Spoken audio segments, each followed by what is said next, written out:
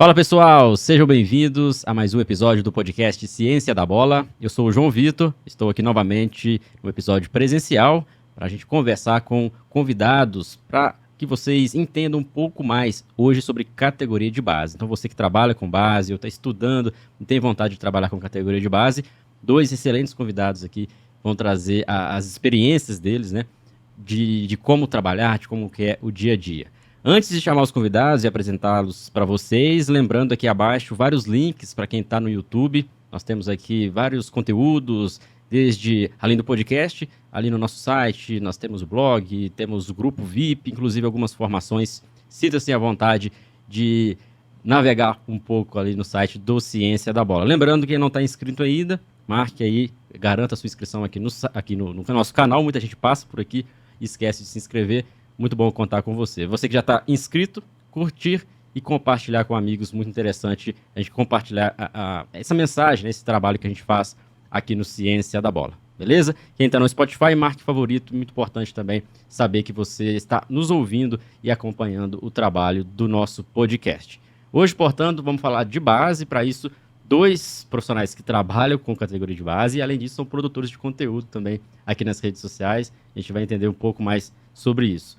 João Bonfatti, que atualmente está trabalhando na equipe do Atlético Mineiro, nas categorias de base, tem ali um canal em parceria com os amigos, que é o Conceito de Base, um canal bacana, muito legal, que trata justamente sobre alguns aspectos específicos da categoria de base. João, obrigado por ter aceitado o convite e estar aqui conversando com os nossos seguidores do Ciência da Bola. Uma boa noite a todos, boa tarde ou bom dia, depende do horário de quem está acompanhando a gente aí. Primeiramente, agradecer ao João pelo convite de estar aqui hoje, trocando conhecimento com vocês. Para quem acompanha a produção de conteúdo no futebol, sabe que Ciência da Bola foi e é um dos pioneiros nessa área de compartilhar conteúdo atrelando a ciência com a prática. E a partir daí também a gente veio com a ideia de trazer o conceito de base com um olhar mais voltado para as categorias de base. E depois disso a gente teve a oportunidade de estar trabalhando no meio, de estar se inserindo e ver o quanto é importante a gente estar aqui nesse momento de troca de conhecimento, de compartilhamento de ideias, que isso só faz com que o futebol de base em geral e com os profissionais que neles estão inseridos cresçam e ajude outros a crescer, e assim a gente cria uma cadeia interessante aí para desenvolver o futebol. Legal, João. Fico até feliz de saber disso, né, que o Ciência da Bola foi um dos pioneiros aí para espelhar outros profissionais a criarem conteúdos, né, que é muito importante isso. Quanto mais pessoas souberem da importância da ciência aliada com a prática, isso aí vai fazer com que os nossos atletas, profissionais que atuam diretamente com o esporte, possam evoluir. E claro, lembrando pessoal, terminando aqui o episódio, vão lá seguir o Conceito de Base, o trabalho que o João faz. Muito obrigado, João. Um prazer estar aqui com vocês hoje. O outro convidado é Diego Maranha, que também é produtor de conteúdo, é treinador de categoria de base, teve passagem pelo Cruzeiro, hoje está na equipe do Pitangui, nas categorias de base, em Belo Horizonte, e tem um canal chamado Método Futsal. Então ele consegue também linkar, né, o futsal com o futebol. Diego Maranha, obrigado por ter aceitado o convite, estar aqui com a gente, aqui no Ciência da Bola, para compartilhar a sua experiência. Bom, bom dia, boa tarde, boa noite a todos. Agradeço aos Joãos aqui, né, a presença de ambos. E tenho certeza que a gente vai trocar aqui, né, uma tabelinha, um toque-vai ser bem legal. O Método Futsal é um canal voltado para a gente falar e apontar sobre a qualidade do jogo, sabe? Essa é uma questão que muito me intriga. Qual a qualidade do jogo? Como transformar um jogo em um jogo bom? Né? E eu tento através dessa dúvida, dessa inquietação, melhorar a performance de qualquer pessoa que acesse lá o canal, que acesse os conteúdos. Legal. Então, pessoal, mais um canal para seguir, tá? Quem gosta principalmente de futsal, Método Futsal, terminando o episódio aqui. Vamos deixar o link também aqui abaixo para que vocês possam conhecer esses dois trabalhos. Papo de hoje, então, categoria de base. A gente vai falar também de futsal, a gente vai falar de futebol. Vamos fazer aqui um bate-papo mesmo, um bate-bola, na verdade, né? E aí, sinta-se à vontade para a gente fazer com que o pessoal também goste do papo de hoje. Trabalhar com categoria de base, eu acho que a grande parte dos profissionais que vão ingressar no futebol passam pela categoria de base. Trabalhar com escolinhas ou projeto social, até um clube, para, de repente, no futuro, né, quem tem interesse de ir para a equipe profissional, ter essa experiência. Outros profissionais preferem trabalhar com a categoria de base, porque gostam, né, se sentem à vontade, gostam de lidar ali com o processo de formação. Como que se deu assim o início de vocês no futebol? Qual que foi a ideia de vocês? Se vocês sempre quiseram trabalhar no futebol, se o início mesmo, o futsal, no caso do Diego, só para a gente contextualizar de onde que veio esse gosto, até esse gosto de depois de entrar no futebol, também compartilhar conhecimento. E acho que isso é muito válido. Bom, me permite? Na verdade, o futsal, cara, eu sou praticante até hoje de futsal. Então, eu comecei muito cedo na escola, né, moleque, na escola. E com 15 anos, a gente descobriu que tinha um campeonato de futsal perto da nossa escola. A gente tinha um time muito forte lá da escola. E nós falamos, olha, vamos competir, vamos jogar. Entramos no campeonato, tomamos uma lavada. E aquilo nunca saiu de mim. Eu falei, por que nós perdemos? Por quê? O que aconteceu? Entender por quê. Né? E aí, desde então, eu venho pesquisando, venho estudando, escolhi fazer educação física. Foi na faculdade de educação física que eu tive acesso ao futebol. Tinha um clube que chamava Gol Brasil na época.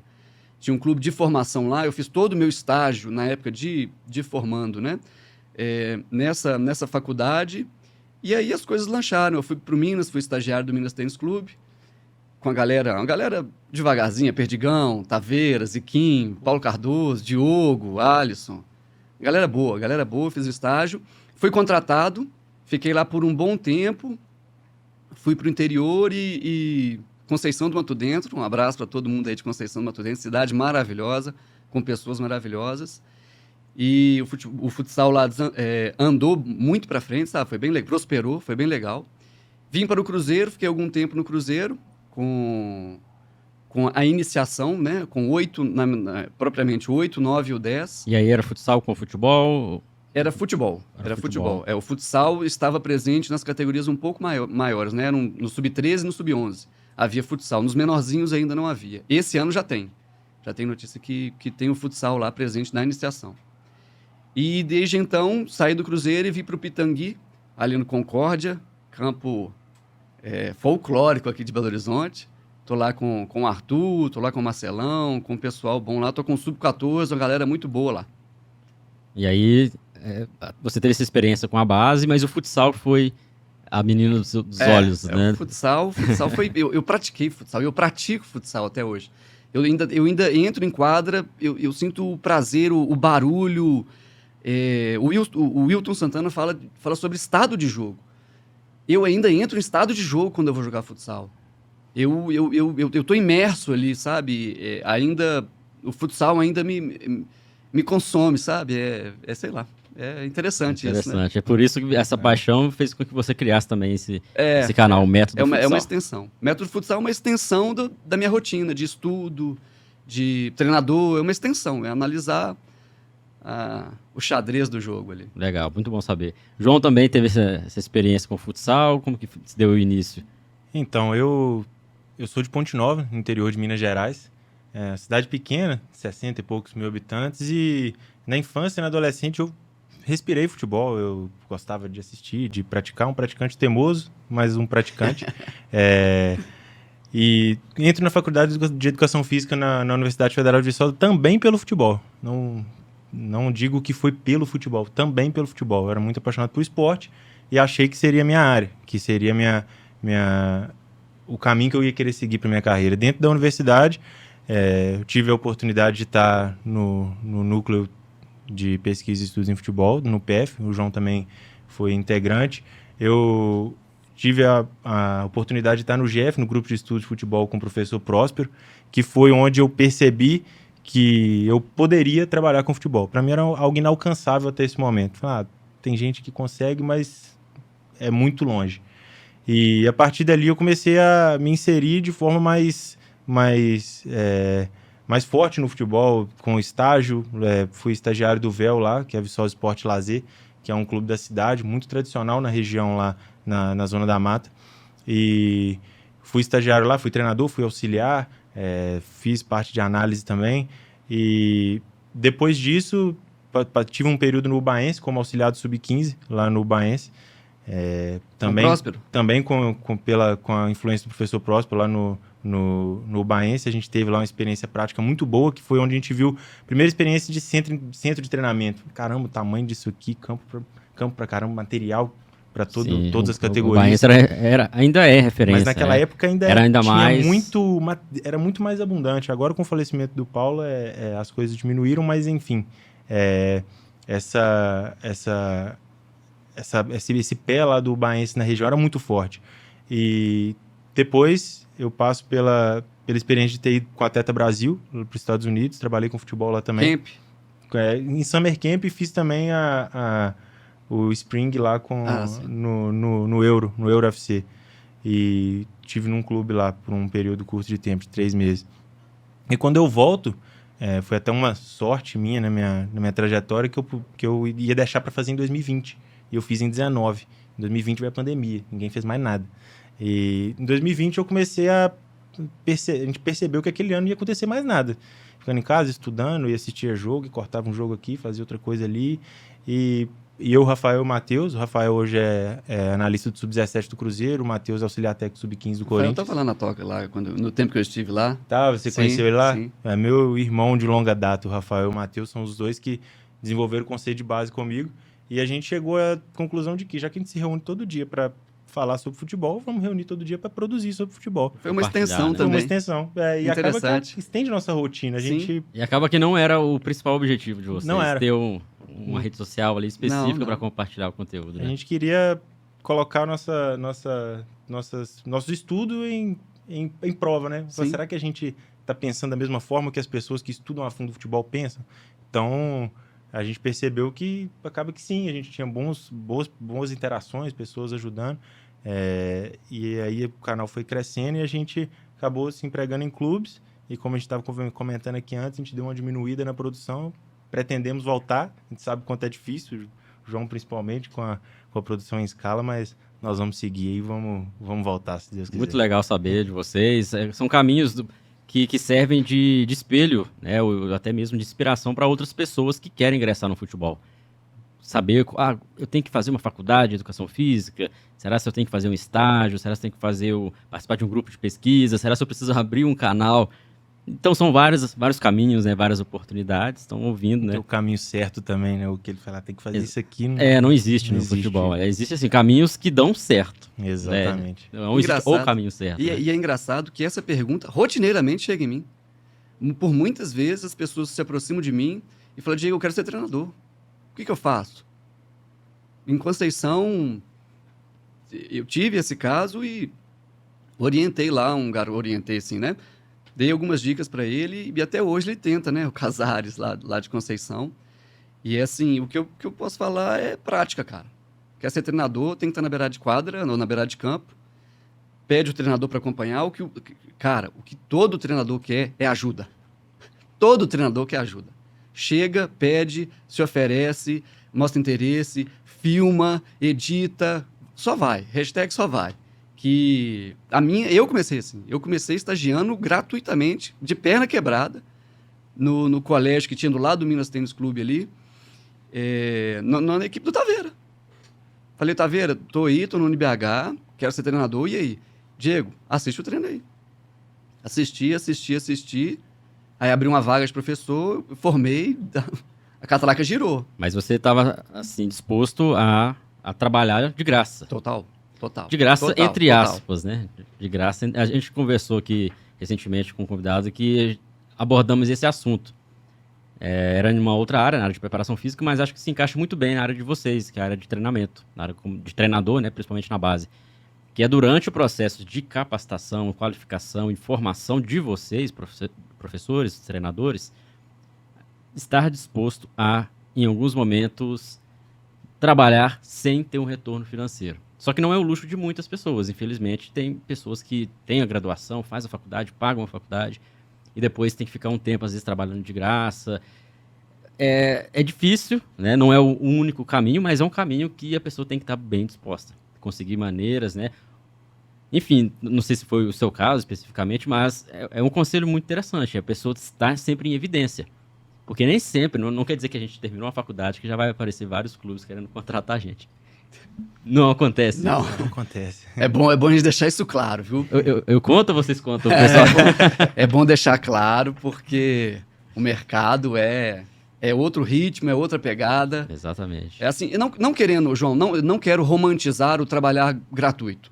Eu não quero romantizar. Sim, sim. Não é algo, nossa, cara, que legal, sensacional. Não é. Ninguém Não gosta, é. né? Mas é necessário. É Em necessário. alguns momentos E, é necessário. e eu acho assim, que quem quer amadurecer, quem quer crescer, tem que fazer o necessário, não o que é gostoso, não o que é prazeroso.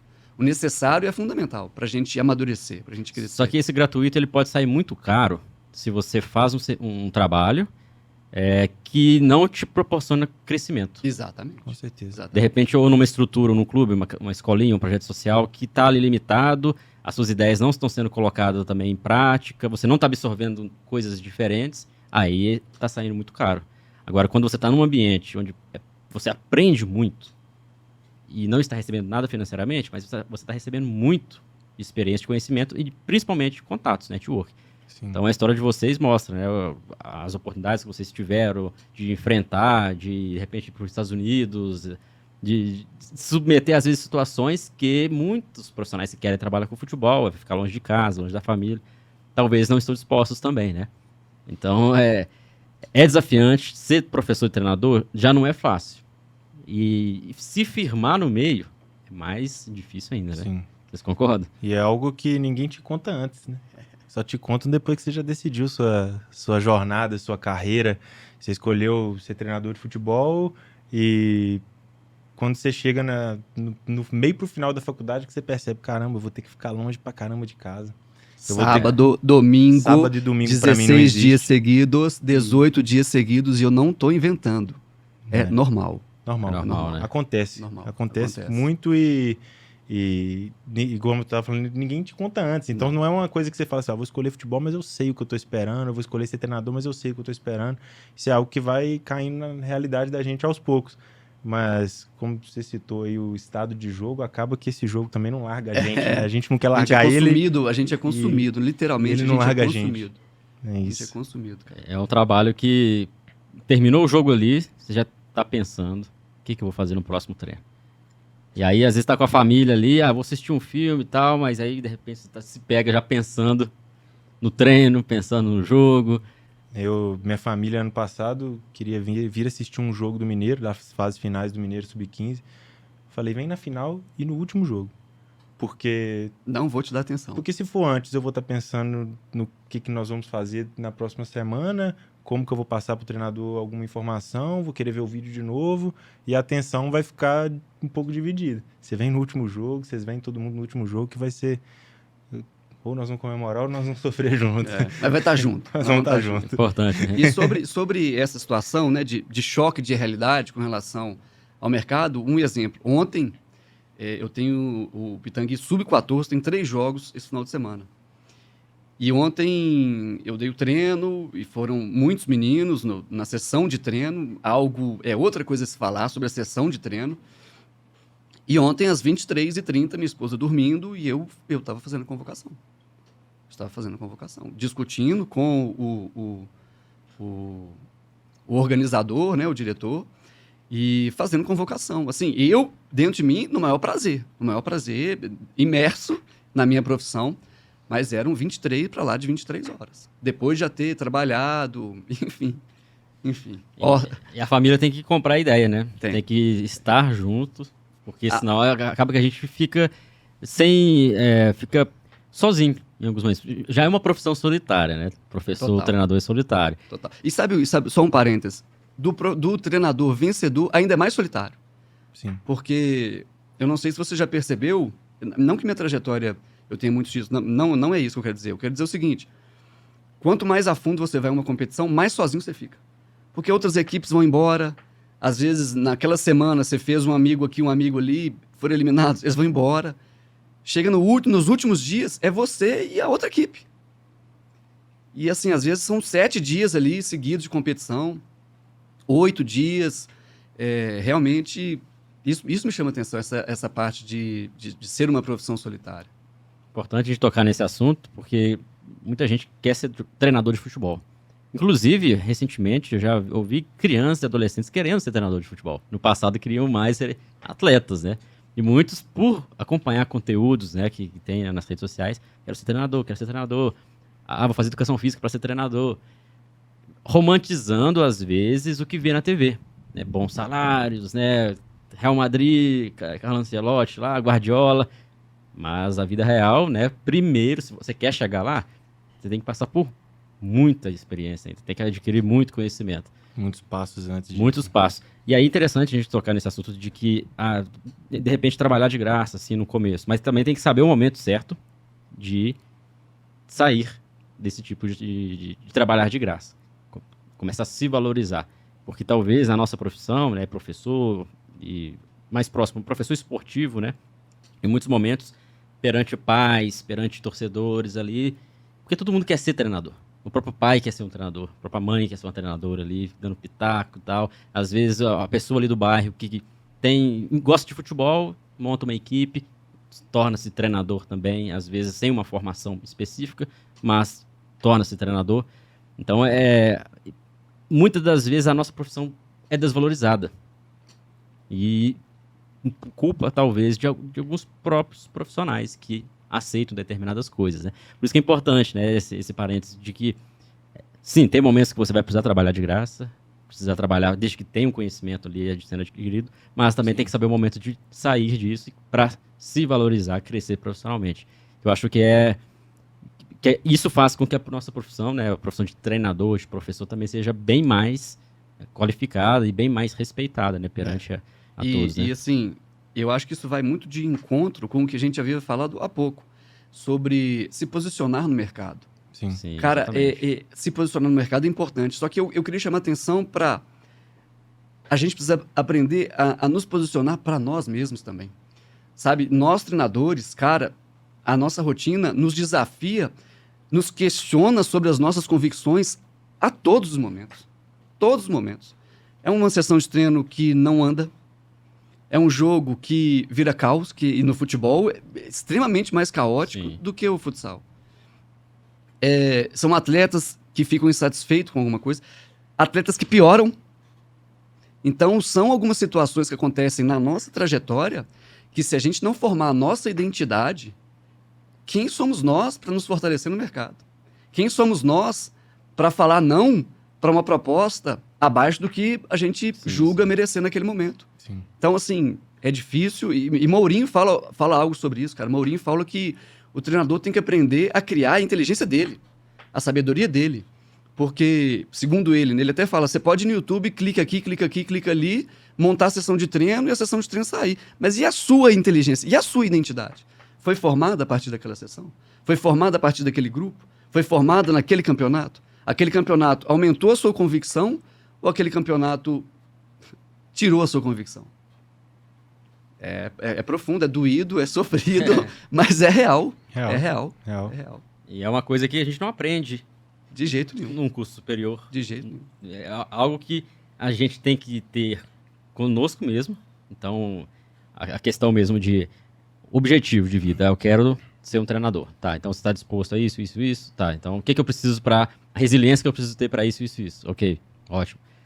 Tenho capacidade técnica, conhecimento. Isso eu tenho, isso aqui eu preciso adquirir. E preciso gerir isso aqui também e tal. Só que muitas dessas coisas não tem a ver com a parte técnica. Às vezes é questão de comunicação. Soft skills, né? Que tá na moda. A gestão aí. de grupo, a gestão de pessoas e a gestão de si próprio, né? Que é o autoconhecimento. Exatamente. Então, são coisas que, assim, fica evidente na nossa área, porque é uma área que envolve muita emoção, pessoas. Mas profissionais de outras áreas também precisam disso, né? Mas, Sim. E parece que com esse mundo que a gente vive hoje, que fica meio que de segundo plano. Vamos tentar fazer, vamos adquirir habilidades técnicas, mas as habilidades mais humanas, ali, mais específicas, às vezes ficam de fora. E se portar, né, perante a pessoas, estar em evidência, é um ponto crucial, porque hoje em dia, né, quem não é visto, é o velho ditado, né? É um velho ditado, mas que hoje em dia está cada vez mais evidente. Quem não é visto, muitas vezes não é lembrado. E tem que ser visto. E bem visto. Bem visto. Posicionar, olha. Isso é importante. João trabalha dessa forma, Diego trabalha dessa forma, Ciência da Bola se comporta de tal forma, o canal exatamente para que você tenha uma identidade, né? Sim, é interessante a gente começar a pensar sobre treinadores de alto nível, treinadores que se comunicam mais em redes sociais, em livros, em artigos, enfim, de revista. Muitos deles citam várias partes do jogo, mas uma que nunca é deixada de lado é a relação interpessoal, é a capacidade de persuasão. E certa vez eu estava debatendo com alguns amigos meus qual é se a gente pudesse chutar uma porcentagem, quanto a parte técnica manda e o quanto a parte de persuasão, de relação interpessoal manda. Porque todos eles falam que você pode ter a melhor ideia sobre o jogo, você pode ser o cara mais esclarecido dos conceitos técnicos, táticos, dos pequenos, dos grandes jogos, das estratégias, mas o atleta não comprar a sua ideia é algo que acaba com qualquer perspectiva de sucesso. Então, vários deles citam isso em livros que a gente acompanha, e é interessante a gente pensar nisso porque tem muito conhecimento técnico sendo oferecido agora, principalmente com a globalização, com a informação, com o que a gente está fazendo aqui hoje, mas se a gente pensar um dos conhecimentos que a gente tem mais dificuldade de consumir, e que eu acho que ele vem muito da prática, mas ele vem muito da prática porque não se fala de outra forma de adquirir ele, é esse conhecimento de como abordar, como convencer, como fazer as pessoas comprarem sua ideia, como fazer as pessoas lutarem com os mesmos objetos, pelo mesmo fim, enfim, com as mesmas armas, né, pelo mesmo fim. Eu acho que isso é muito importante. E é muito nítido quando você vê um treinador com o grupo na mão, você vê o treinador que não tem o grupo na mão, ou uma comissão que tem o grupo fechado com ela, ou uma comissão que não tem.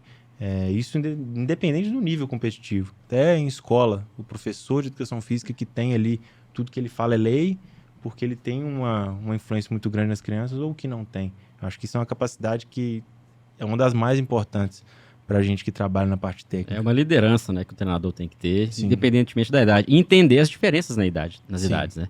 Porque quem está trabalhando com adultos tem que ter um tipo de comportamento. Vai trabalhar com adolescentes, outro. Com crianças, Totalmente diferente. totalmente diferente. E tem vezes que nós, professores, trabalhamos aí em vários momentos com idades diferentes. Então, meio que você tem que vestir uma máscara ali, claro, não no mau sentido, né? Mas ali para você realmente conversar e expressar a sua ideia de uma forma que a pessoa consiga compreender. Eu até comentei que isso não se aprende em cursos. Realmente, se você quer estudar sobre futebol, tática, técnica, parte física, a gente consegue estudar. E até sobre liderança. Cursos de liderança, cursos de comunicação, existem. Mas o que eu quero dizer é que o conhecimento, né, pro futebol, é quando você junta tudo isso e aplica isso no futebol. Sim, e isso sim. dificilmente vai ter algum curso, alguma coisa. Isso vai ser na vida ali, na prática, diariamente. E às vezes tem coisas que a gente só vai aprender daqui 10 anos. São erros que talvez estão evidentes hoje, mas que a gente só vai ter consciência dele por causa do processo, né? Aí daqui a alguns anos a gente consegue ter consciência disso e aí pensa, olha, eu preciso melhorar tal coisa. Sim. E é interessante sobre essa liderança que o que eu tenho percebido é que quanto mais de sub-17 para sub-20, quanto mais adulto é a categoria, quanto mais adulta é a categoria, maior a distância entre a comissão técnica e os jogadores. Eu tenho observado isso. E eu vejo isso como um gap, sabe? Acho que nós precisamos romper com isso. É sério que o treino do sub-20 tem que ser fúnebre? É sério que o treino do sub-8, do sub-9, alegria. E eu não tô falando de alegria, de diversão, de avacalhação. Não, cara, de ser leve, de ser gostoso, de ser prazeroso, de ser divertido. Por que o treino do sub-20 tem que ser fúnebre? Sabe, eu trabalhei com adulto no interior, os meus atletas, eu sei que tem treinador que não vai concordar com isso, a minha realidade é diferente, não foi uma experiência profissional, não foi liga futsal. Mas os meus atletas adultos que jogaram comigo são meus amigos hoje. Eu saí da cidade e hoje eu converso com eles. É uma relação deidura. Eles me ensinaram muito. Mas assim, o que eu quero dizer é como que você se relaciona com o sub-20, com um adulto, com o sub-17 e você tem um mau relacionamento com esse grupo. Por que é fúnebre? Por que é... Sabe, não sei. Não consigo entender. Talvez é porque eu não tenha colocado o pé no 17 ainda, mas enfim. Enfim, eu gostaria muito que fossem sessões divertidas no sentido de, pô, vamos lá, cara, nós estamos junto. Sabe, nós estamos aqui porque eu quero melhorar, você precisa melhorar, nós vamos melhorar. E nós queremos isso junto. Ah, faz isso que eu tô mandando, não sei. Talvez pode ser questão dos próprios atletas com objetivos, né? Porque a gente nós estamos falando de nós, professores, treinadores, né? Mas com as nossas perspectivas, objetivos, mas os atletas também têm, né? Talvez quanto mais velho, de repente, num grupo, nem todos tenham o mesmo objetivo, né? Não sei, talvez esse é um assunto aí pra gente conversar em outros momentos, né? O que eu brincava muito é o seguinte, treinador que quer mais que atleta, tem alguma coisa errada.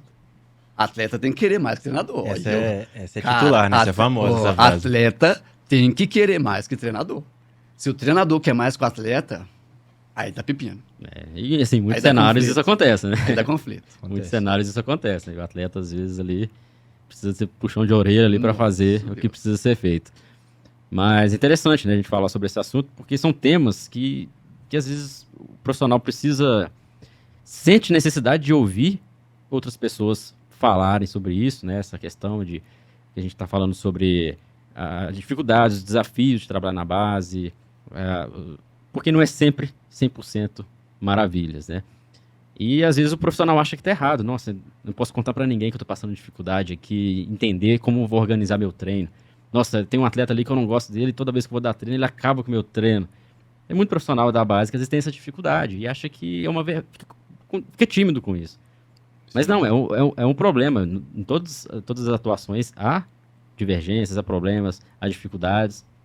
E ouvindo outras pessoas falando sobre isso, talvez é uma segurança maior, né? Para compartilhar que pode ser trabalhado no dia a dia. Para além disso, a gente está falando de muitas dificuldades, né? Há também coisas muito legais de trabalhar na categoria de base.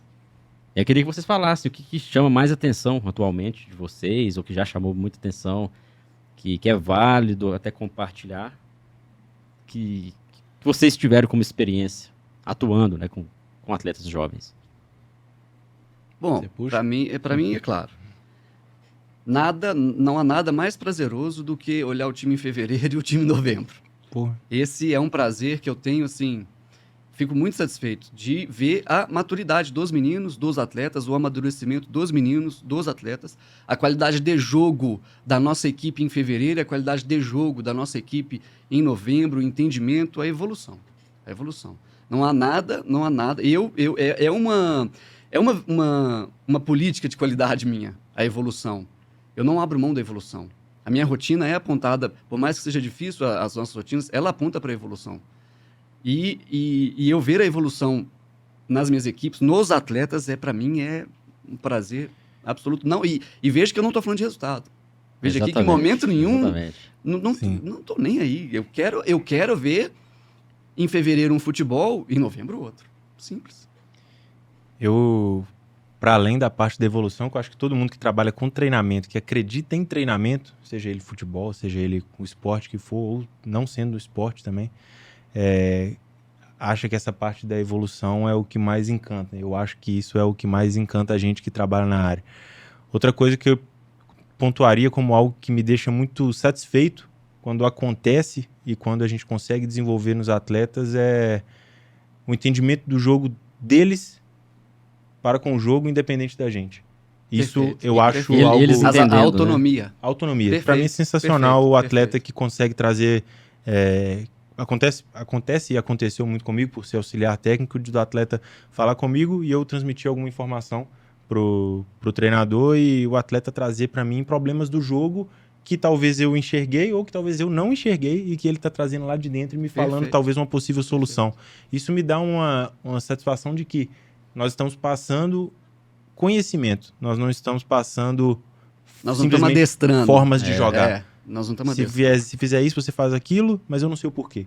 Então, se eu estou passando os porquês e ele está me trazendo novos questionamentos, eu acho que esse atleta, a partir daquele momento, começa a depender cada vez menos da comissão ou do treinador para evoluir sua forma de jogar e seu entendimento do jogo. Para mim, isso é muito gratificante. Gosto muito quando acontece e sempre me faz refletir de uma outra forma. O atleta me fala que o espaço está ali e eu não vi. Por que ele percebeu antes? Aí você vai assistir o vídeo, algo que aconteceu que trouxe esse feedback para ele. Sensacional. Lá de dentro, a visão é diferente. Então, ouvir eles, para mim, é muito bom. Isso aí me remeteu a que algumas pessoas falam, e até concordo, que futebol não se ensina, se aprende. Perfeito. Profundo. Profunda a frase. Profundo. Futebol não se ensina, se aprende. Só que muitas das vezes o profissional ele quer ensinar e acaba não permitindo o aprendizado. Justamente por isso, domar ali, domesticar faça isso, aquilo, tem que ser assim desse jeito, eu aprendi desse jeito, tem que fazer. Talvez o atleta ele vai aprender jogando. A nossa função como treinador, professor, é permitir que acelere esse processo de aprendizado.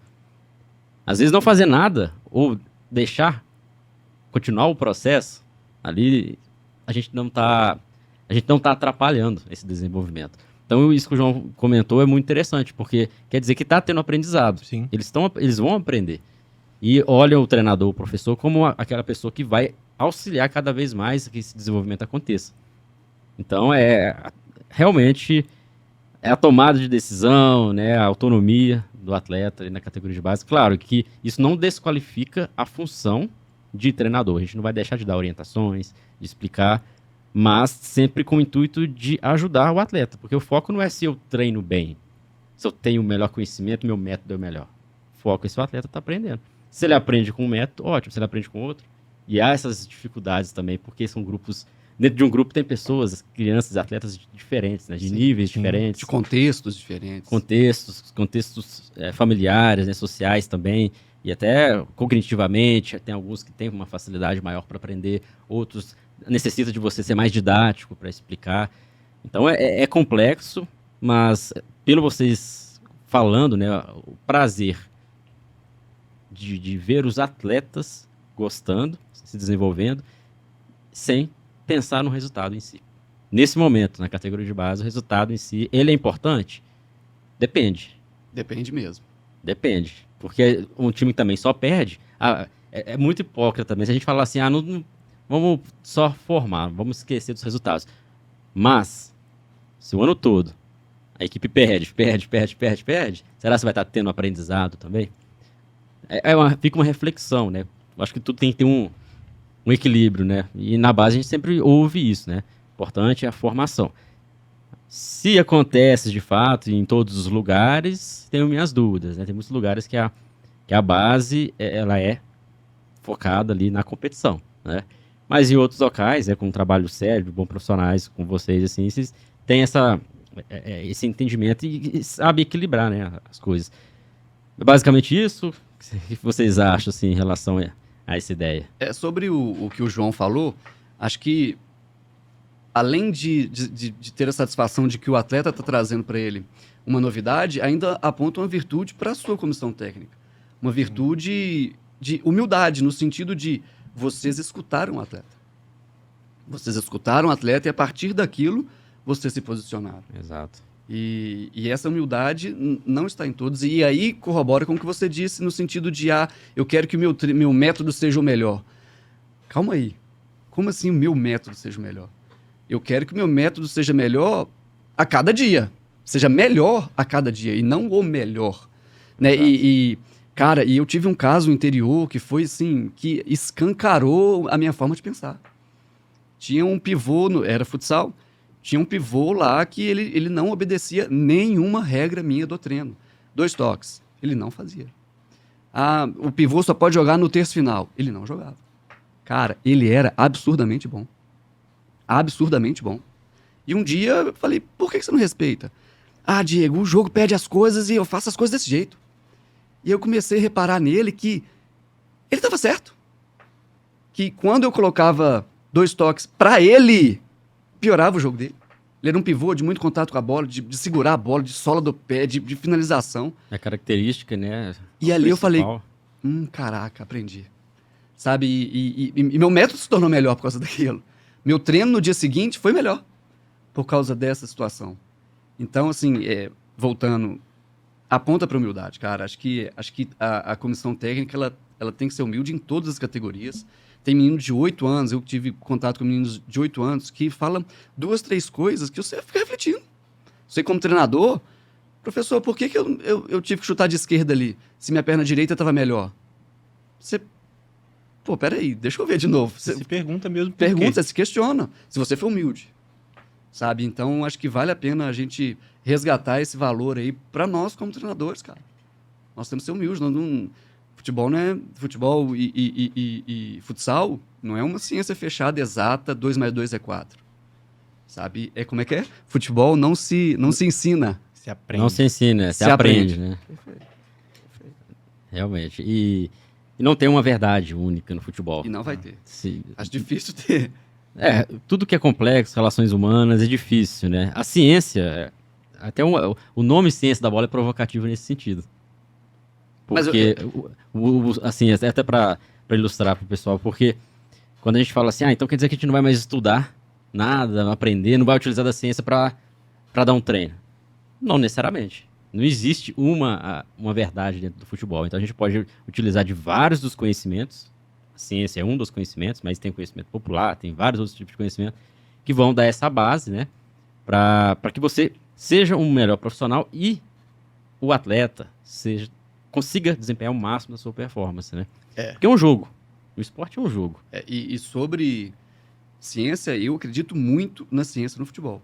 E assim, só para deixar claro, porque às vezes a gente fala ciência, as pessoas acham que a gente põe um jaleco, óculos. Não, cara. Ciência no futebol, pelo menos ao meu ver, e eu acho que Viçosa corrobora muito com isso, é você gerar dados, criar dados, analisar dados e otimizar dados. E aplicá-los. E na sua próxima sessão de treino, no seu próximo microciclo ou mesociclo, você tem novos dados para evoluir aquela sua situação. Exato. Então, você trabalha para o futebol, né? Exatamente, Ela não trabalha exatamente. em uma vertente diferente. O futebol precisa de ciência. Costumo dizer que as vertentes, seja preparação técnica, tática, física, psicológica, a ciência, no caso do jogo, todo mundo trabalha pro esporte. Então a gente muitas vezes leva algumas discussões para lados divergentes, parece que a gente está falando de coisas diferentes, mas a gente está falando do mesmo esporte, a gente está falando do futebol e a gente está em prol disso. E voltando um pouco na provocação do João, questão do resultado, né? A gente se ouviu-se muito um tempo atrás, uns anos atrás, sobre o resultado não é importante, né? Muita gente colocava nessa questão. Eu acho que o extremismo ele é irreal em vários momentos. Muito dificilmente, para não dizer nunca, alguém entra numa competição sem a ambição de ganhar. Isso é fato. Seria quase um desrespeito com o esporte, a gente entrar e... tá bom, esse jogo aqui eu não quero nada com nada. Vamos fazer amistoso, vamos treinar. Mas eu acredito que a importância e a consequência daquilo que tem que ser pesado. Ganhar é legal, muito legal. As crianças ficam super felizes de ganhar, do sub-7 ao sub-20. Os adultos e as crianças ficam felizes de ganhar. Mas, e se isso não acontecer? Tá tudo errado? E se isso não acontecer? Nosso método tá errado? A nossa ideia, a nossa formação foi de forma ineficaz? Ineficiente? Não sei. Acredito que a gente tem que levar isso para o lado de... A vitória é importante, mas tudo aquilo que a gente faz antes dela também é importante. O ganhar pode ser um detalhe, o ganhar pode ser num pênalti, o ganhar pode ser numa bola como que bate essa na vitória travinha. é mais importante. Como foi essa vitória, né? Tudo que a gente faz até chegar naquele momento. Às vezes ganhar, com tudo sendo feito de forma pensada somente no jogo, sem considerar a evolução do atleta, sem considerar as fases de desenvolvimento de cada atleta. Talvez o ganhar naquele momento ali é só mais um título. Não vai trazer nada de benefício. Mas e o ganhar com uma ideia de jogo clara? E ganhar com os atletas evoluindo individualmente, contribuindo para o coletivo? Intencionalmente. Com a intenção, exatamente, intencionalmente. Esse ganhar coroa um trabalho absurdamente eficaz dos atletas e de comissão, enfim. Acho que a gente precisa entender que é importante. E muita gente se fala, na base não se tem que cobrar ganhar. Cara, a gente às vezes vai ser cobrado de ganhar, sim. Mas e se isso não acontecer? E eu concordo muito com o que o João disse, mas eu acho interessante a gente definir ganhar também. Sim. Porque não necessariamente o ganhar é o troféu. Porque se o ganhar for só o troféu, 19 times na Série A do Campeonato Brasileiro são fracassados. Exatamente. Então, tem vários ganhares no plural aí, em um jogo de futebol. Perfeito. No meu contexto, lá em Conceição do Mato Dentro, vou ser honesto, eu fui jogar Copa Minas, sub-11, sub-13, meninada. Primeira vez na história que a cidade jogou Copa Minas. Sabe qual que era o meu ganhar? E eu falava com os meninos, honestamente, não dar WO. Se a gente conseguisse chegar com os meninos uniformizadinhos, de caneleira, com a identidade, no horário do jogo, porque era 160 quilômetros, jogar o jogo e o jogo terminar, era vitória pra gente. A gente não tava nem aí pro placar. Porque naquele contexto, o meu ganhar era não dar WO. E assim, muitos meninos naquela cidade não tinham identidade. E por causa desse objetivo de não tomar WO, eles tiveram que ir na Polícia Civil, tiveram que tirar o documento. Fez parte da formação dele. Parte da formação até familiar ali, Sim, né? Sim, então assim, eu acho que vale muito a pena, cara, a gente refletir no nosso contexto, na nossa realidade. No Atlético, o ganhar é um. No Pitangui, o ganhar é outro. Em Conceição do Mato Dentro, no Cruzeiro, o ganhar é outro, cara. Cada qual tem o seu ganhar. Não pode ser só o troféu. Sim. Claro que o Pitangui, nós vamos lá e vamos querer colocar a mão no troféu. Mas nós temos vários ganhares aí antes do troféu. Que foi feito antes, tem importância absurda. Sim.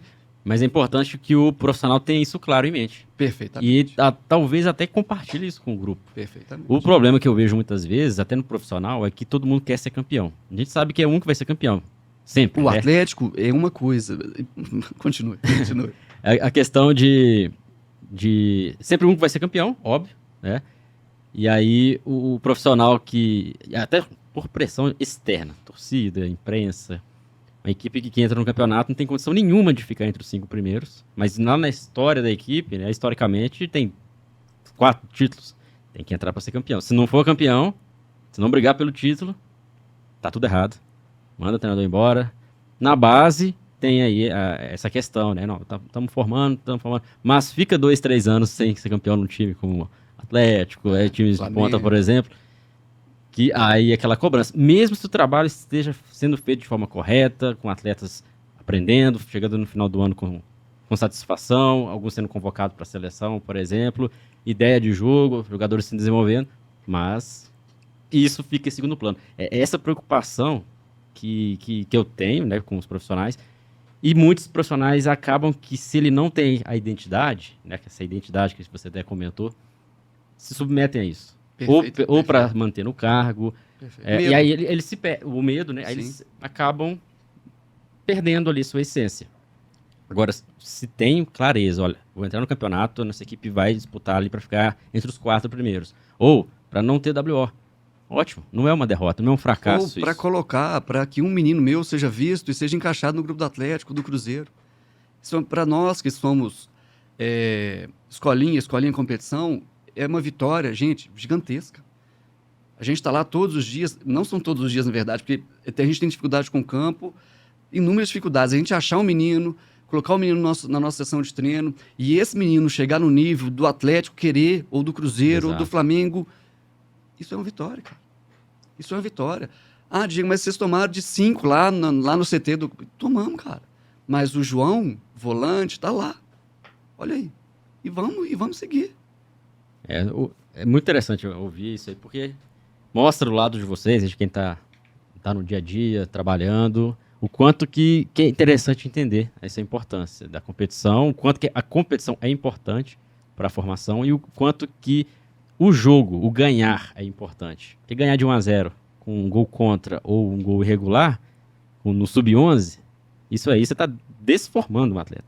Ele chega em casa sabendo, a gente ganhou porque o juiz errou. Roubou pro outro time, entre aspas, claro.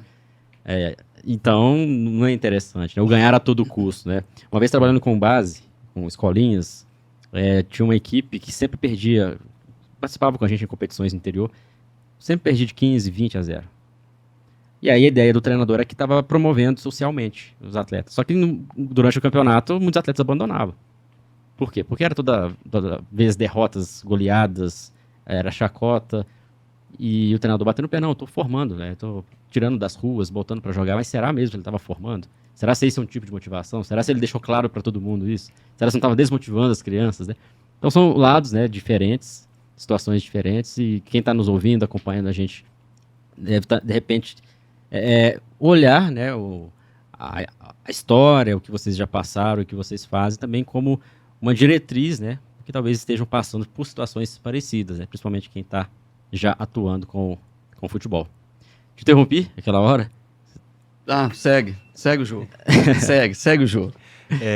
Acho muito interessante a fala sobre o ganhar de colocar um atleta numa equipe maior, numa equipe de categoria de base, seja ela aqui em Minas ou não, mas enfim.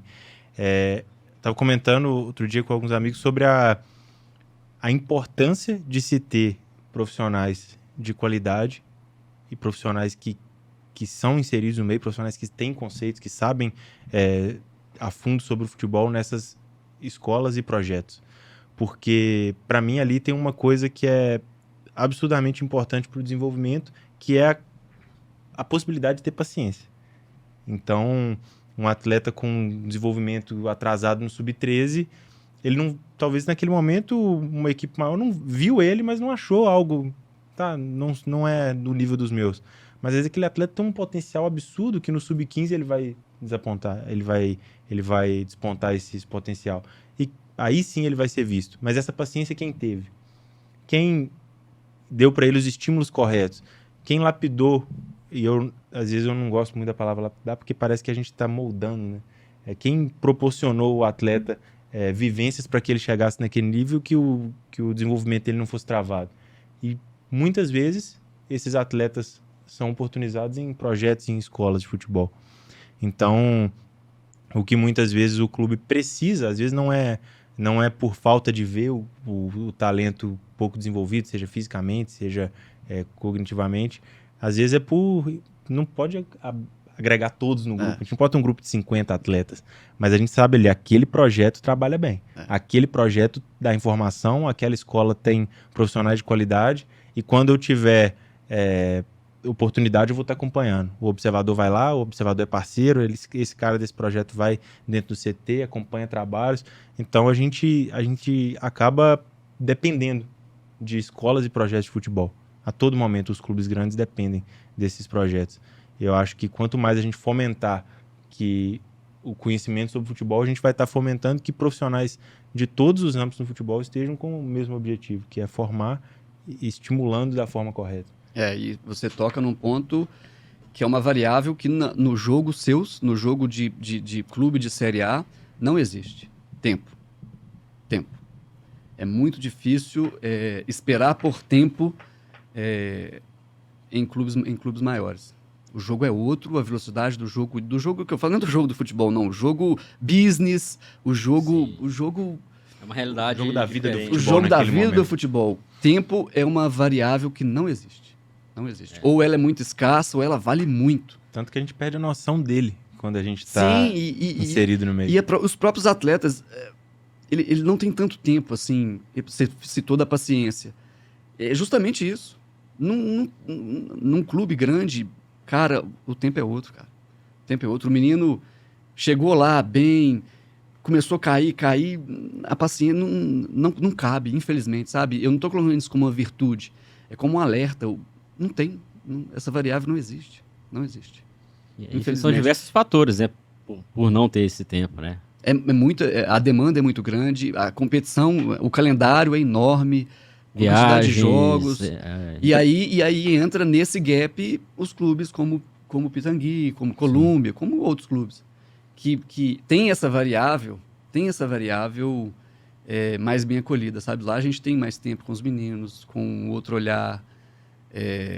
Vai ter mais minutagem, enfim. Por isso que eu prezo muito pela qualificação de profissionais que trabalham com a categoria iniciante, as iniciantes ali. Porque a grande base da pirâmide, né? Se a gente pensar na pirâmide de um atleta, grande parte estão esses cenários, escolas, escolinhas, projetos sociais, alguns depois já ingressam em clubes, né?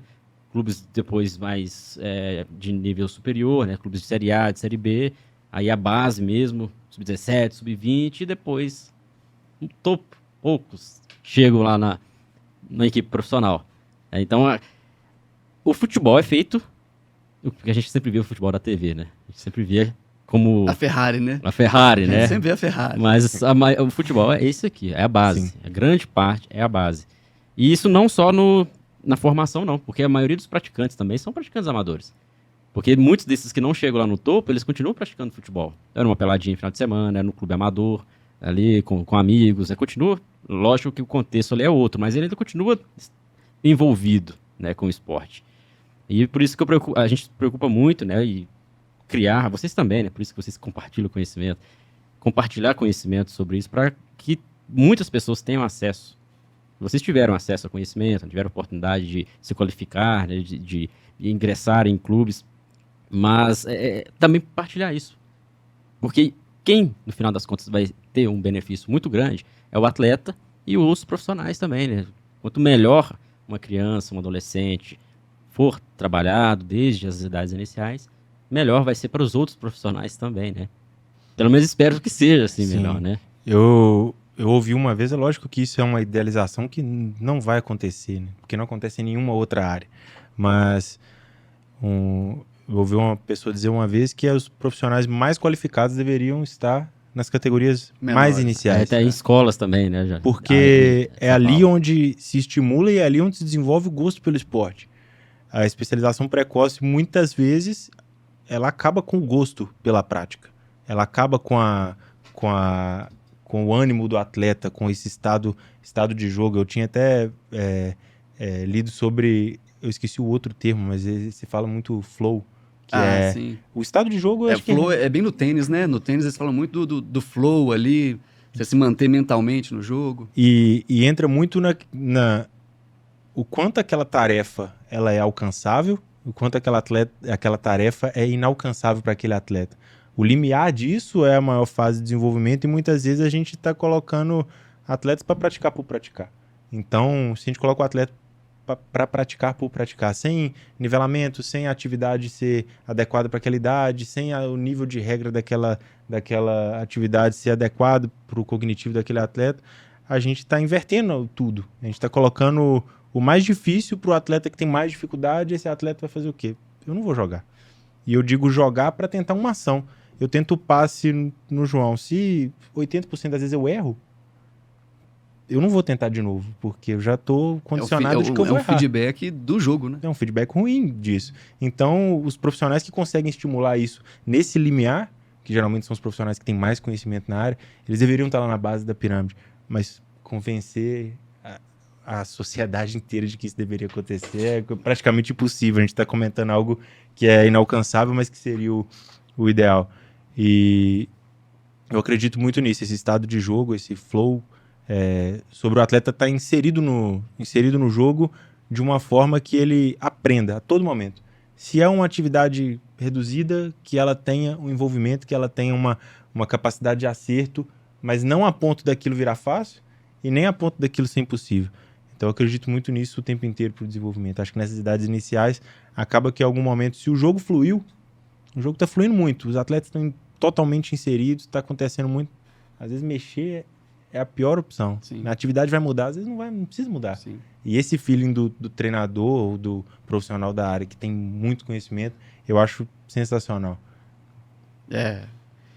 E assim, converte para a maturidade da comissão técnica, cara. Por quê? Porque se a comissão técnica na iniciação é ansiosa, ou se é uma comissão técnica muito jovem, não estou martelando a idade, mas uma comissão técnica que quer vencer demais, isso pode acabar acelerando o processo. Sim. Essa ansiedade, o treinador pode ser movido pela ansiedade, eu falo porque eu já fui movido pela ansiedade, então eu não estou inventando. No início eu era extremamente movido pela ansiedade de vencer, pela ansiedade de vitória, de título, e isso prejudicou alguns meninos na época de Minas Tênis, na época do meu início. Então, assim, isso aponta muito para a maturidade da comissão técnica. A comissão técnica tem que ser de homens maduros, mulheres maduras, que saibam se controlar, que saibam se dominar, que tenham a sua identidade e que entendam qual é o propósito da iniciação. O papel de educador, Exatamente. o educador ali naquele momento, né? Vocês já devem ter visto casos, situações assim Eu já vi, pelo menos, de treinador que briga com outro treinador, que invade o campo, a quadra, chuta a bola, ali de um jogo de sub-11, de sub-9. Eu já presenciei isso.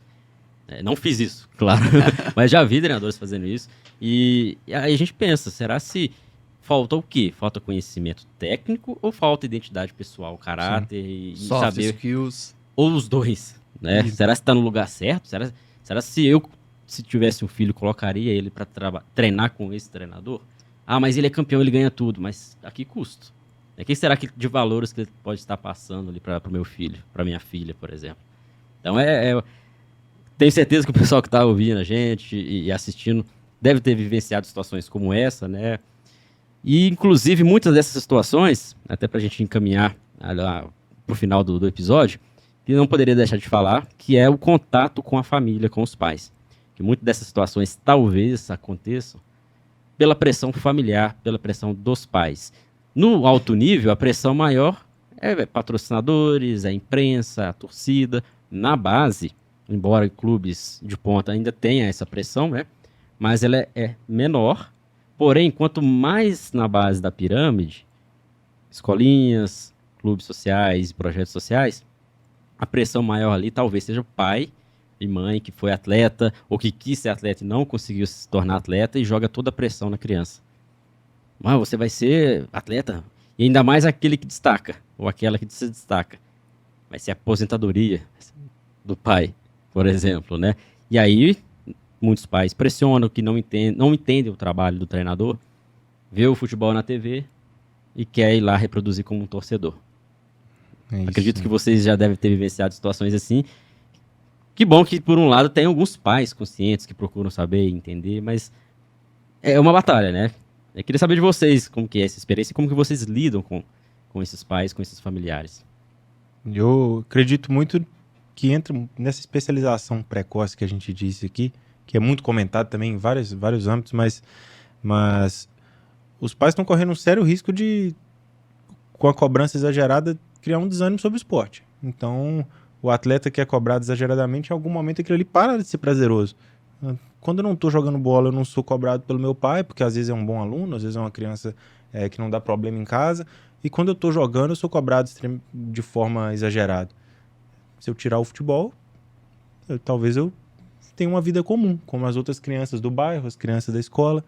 Que a vida de um atleta de base, um atleta, né, assim dizer, um aluno, se colocar até as idades iniciais ali, é uma vida diferente das crianças do entorno dela. Ela sofre algumas outras pressões, mesmo que os pais sejam os mais entendidos das formas de abordagem com a criança. E ter essa precocidade, o pai que chega ao ponto de, assim dizer, dedicar a vida só a esperar que o filho vire jogador, está correndo um sério risco de que o filho, se não virar jogador, não tenha Abandona o esporte. Abandona o esporte, que também não tem se preocupado pouco com o desenvolvimento do caráter da pessoa em si. E eu acho isso muito perigoso. Apesar de que a gente vê com frequência, mas não é o que a gente gostaria de estar vendo e não é o que a gente incentiva que os pais façam. Buscar conhecimento, para mim, é sempre a saída.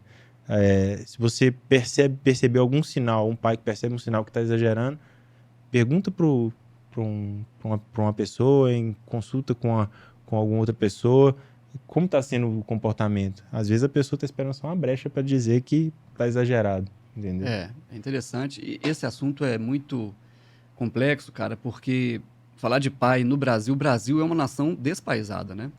A característica da família brasileira é a ausência do pai. Sim. Então, assim, é um assunto extremamente complexo e assim, o que eu vejo, cara, para mim é nítido, sabe? Quando eu chego para dar treino e na sequência das competições, no final do ano, eu acho que eu consigo, sem conhecer, apontar e com um acerto de 90%, qual menino que tem pai em casa e qual menino que não tem. Para mim é nítido, sabe? Os meninos que têm pai e os meninos que não têm pai. Visto isso, o meu lado, cara, de treinador que mais precisa evoluir hoje, para mim, é o meu relacionamento com os pais no sentido de conhecer a história do menino. Conhecer o contexto do menino. Eu tenho muita dificuldade. Hoje, minha categoria sub-14 é muito grande, muito grande, muito grande. não estou justificando, mas é um lado que eu gostaria muito de conseguir encaixar na minha rotina, Sim. de ligar. Sabe, era um hábito lá no Minas Tênis Clube, a gente tinha 3 faltas, a gente ligava pro pai para saber por que o menino estava faltando. E eu perdi esse hábito e eu acho fundamental. Com relação à pressão dos pais, o que eu percebo e enxergo é quando o seu menino vai fazer uma aula de inglês, você fica pressionando ele para ele ser o melhor professor de inglês do mundo? Na escola mesmo, né? A prova de matemática ali. Será? Fica em cima dele, 2 mais 2 aí, agora Não, coloca a vírgula agora. 2 mais 2 aqui. Sabe? Então, por que não encarar o futebol? Por que não encarar o futebol como um idioma? E filosoficamente, é um idioma. É aprender ali o idioma da bola. Sim. Então, por que não os pais entenderem que tá deixando o filho no futebol para ele aprender um idioma? Assim como ele aprende inglês, assim como ele aprende matemática, ciências. Acho que a gente nos livraria de muitas coisas, né? É claro que nós estamos teorizando aqui, é fácil. Eu já vi em diversas situações e assim, cara, e esse aspecto tem crescido exponencialmente. Meninos de 7, 8 anos, eu já vejo com todo respeito, com todo o entendimento, com personal, além do treino, um personal técnico, além do treino, um coach, além do treino, um personal físico e além do treino, outra escolinha. Isso é pressão. Isso é pressão. Exato. Sabe, eu acho que tem casos que o menino com 9 anos, pode ser que a gente diagnostique que precise de melhorar a coordenação do menino. Olha, esse menino aqui, realmente, ele tá a passada lateral dele, ele tá tropeçando na própria perna, aqui a gente não vai conseguir corrigir, você pode fazer esse trabalho extra? Agora, o que eu vejo é uma geração, acho que meio Cristiano Ronaldo, é muito Cristiano Ronaldo, sabe? Muito... Porque o Cristiano Ronaldo é um cara do trabalho, e essa mensagem atingiu os pais e atingiu os pequenos, cara, os pequenos estão muito sobrecarregados. Cara, é normal, menino de 7, 8 anos, com N tarefas além do treino, e a última coisa que ele faz é divertir, né? A última Pois coisa... é. Sabe o bafão? Eu falava isso com os meus meninos. O bafão que os meninos batem, figurinha lá, virar a figurinha, aquilo é divertido. Sabe? E o futebol tem que ser divertido. A gente falava muito isso no Cruzeiro, cara. Eu aprendi isso com Vinícius França lá do Cruzeiro. Diversão. Diversão. A mesma diversão que é você rapelar o adversário lá na figurinha, para os meninos tem que ser o futebol, de deixar o adversário falando, sabe? Tem que ser diversão. Não pode ser trabalho. E essa geração, principalmente, que a nossa geração, né, a gente sempre viu, quando criança, o futebol como a nossa diversão. Jogar na rua, jogar na garagem, na varanda, na terra. Não tinha outra coisa. Hoje, tem smartphone, jogos, né, games. Então a criança vai pensar assim, poxa, eu vou jogar lá no clube e meu pai fica só pressionando, minha mãe pressionando. Agora aqui no TikTok eu faço dancinha que ninguém me pressiona. Eu gosto, eu quero ser um TikToker. Nada contra, né? Mas talvez esse excesso de pressão dos próprios familiares, ou de treinadores, ou de personagens, né? São essas pessoas que estão afastando as crianças da essência do jogo, né? Da essência do que você está dizendo, da diversão. Do gato e rato ali, do não trabalho. Não trabalho. Futebol não é trabalho. Futebol é trabalho para quem assina um contrato. Quem assina um contrato. E mesmo assim, eu acho que no Sub-14 assinou um contrato não é trabalho ainda não. Ainda tem diversão ali. Ainda tem que ter diversão. E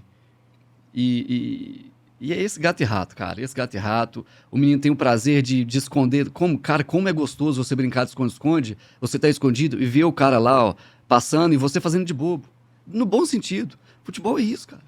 É você fazer o adversário de bobo no bom sentido. Você ter a bola ali, ó, e 1, 2, 3, gol, sabe? Essa é a diversão. Agora, e aí eu me pergunto, se essa é a diversão, se essa é a essência do futebol, o que uma academia para menino de 7 anos vai interferir, melhorar ou otimizar essa diversão, cara? Tá passando o carro na frente dos bois, né? Famoso ditado mineiro aí, né? Mas enfim, é um dilema e a gente faz nosso papel. Vocês, principalmente, que estão na prática, no dia a dia, e compartilha isso com outras pessoas. Tenho certeza que muitos pais seguem vocês também, né, nas redes sociais. Aqui no Ciência da Bola, muitos pais acompanham e muitos já relataram que acompanham o Ciência da Bola não é para trabalhar com futebol, com futsal. mas para entender como que funciona o trabalho, porque tem filho e filha que gosta de jogar e não quer atrapalhar ou quer entender para conversar com o treinador. Então é muito válido, né, vocês falarem isso. Espero que muitos também que estejam nos ouvindo sejam pais que se sintam também no dever também de compartilhar com outros pais. Por que não, né? De compartilhar, poxa, eu ouvi um podcast ali, eles falaram sobre isso, né? Aqui, ó, ouve também, né? Acompanha. Sim. Porque é um trabalho de formiguinha, né? Trabalhar com formação, trabalhar com educação é um trabalho de formiguinha. E muitas das vezes a gente não consegue ver o resultado a longo prazo. No micro, né?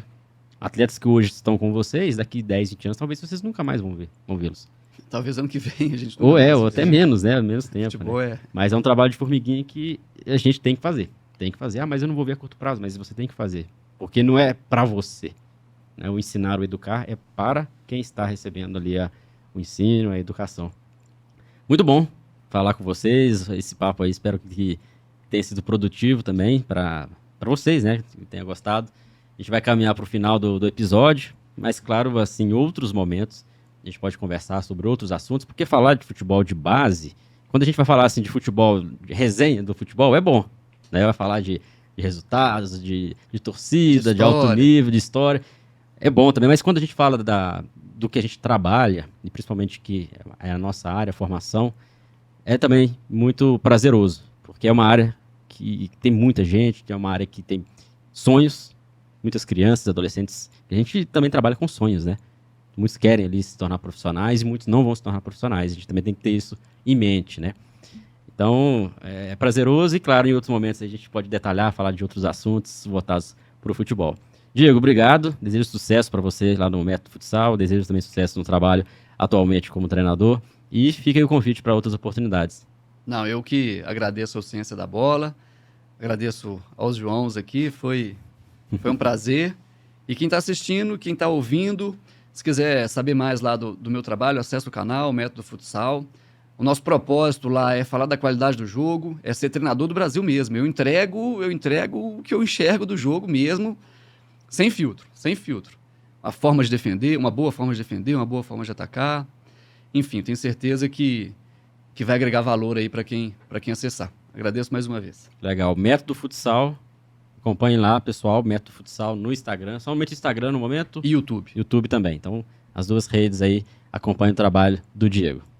Fica aí o convite, Diego. Até a próxima. Até a próxima, vai ser um prazer. Valeu, João. Obrigado também por ter vindo, né? Dedicado um tempo para vir cá, conversar, compartilhar o seu conhecimento. Fica o convite para outras oportunidades.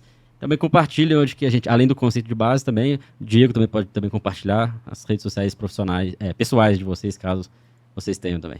Perfeito, João. Eu que agradeço o convite.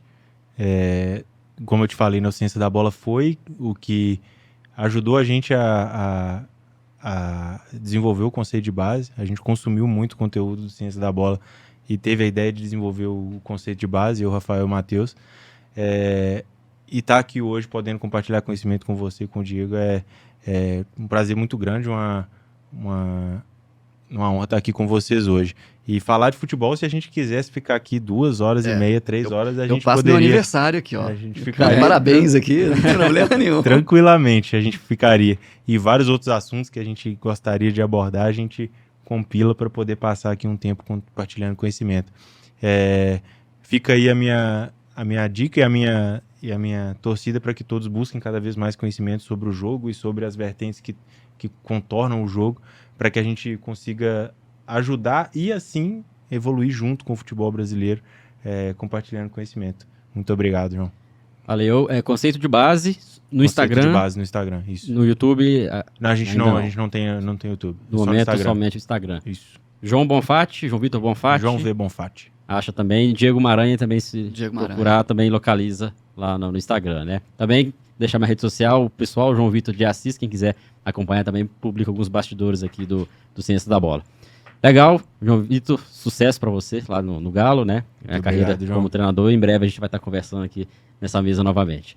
Pessoal, obrigado pela audiência de vocês, espero que vocês tenham gostado. Então, deixa aí o curtir, compartilha esse episódio com amigos e colegas de trabalho, vai ser legal para que mais pessoas também ouçam esse podcast e acompanhem esse conhecimento que a gente compartilhou aqui hoje. Lembrando, se você está no YouTube, e ainda não é inscrito, é muito importante que você se inscreva aí para que você receba outros vídeos, né, outros podcasts aqui do Ciência da Bola. Grande parte das pessoas passa por aqui, eu sempre bato nessa tecla, no Analytics a gente sempre vê ali, ó, teve tantas visualizações, mas não teve as inscrições. Então, é muito importante que você se inscreva aí no canal. Quem já está inscrito, claro, deixar o curtir aí, deixar também seu comentário sobre o que a gente falou aqui, a visão de vocês, a experiência de vocês também, vai ser válido. Eu respondo todos ali, todos os comentários aqui no YouTube. E no Spotify, marque como favorito, compartilhe esse episódio, vai ser muito bom saber que você está gostando de nos ouvir, legal? Pessoal, até a próxima semana, estarei de volta com mais um convidado aqui no podcast do Ciência da Bola. Grande abraço!